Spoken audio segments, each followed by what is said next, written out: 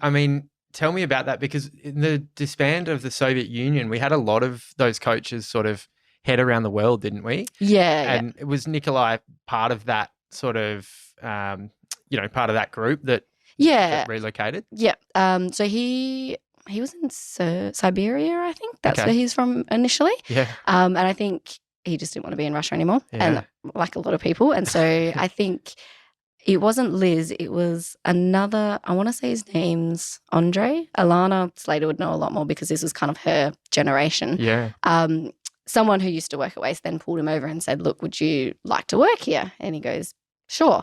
So him and his wife Tanya, or Tatiana, came out. Yep. And they started working at Waste.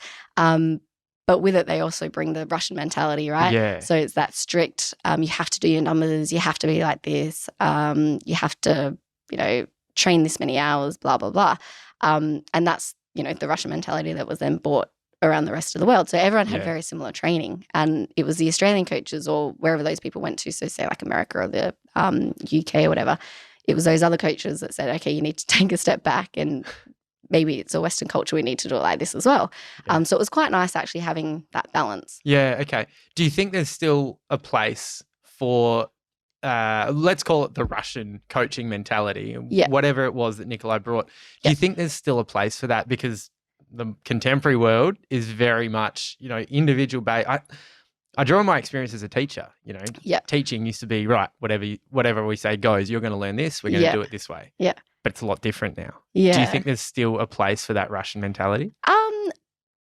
That's a hard question. Yeah, loaded. Yeah, it is a loaded question. I think the Russian mentality of being strict and being, okay, you need to do A, B, C, D, I think there's still a place for that because they obviously have been successful, so they know what to do. However, it needs to be adapted into the modern world, I think. So you can kind of take what they have with a pinch of salt and go, okay, well, this is the recipe, but let's enhance it and make it that a little bit better, like that's our foundation, that's our baseline, and then we'll grow from that, And it kind does that make sense? It does. Yeah? It kind of sounds like Martine and Nikolai complemented each other quite well. Yeah, yeah. Because you had that sort of nurturing from Martine and you had the hard taskmaster Nikolai. But then they were really good as well because, you work so closely with them.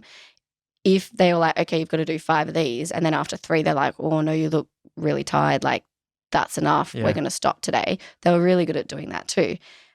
But then on the flip side, they were also really good at going, no, I know you're having a good day. Come on, you can do the 5, not the 3.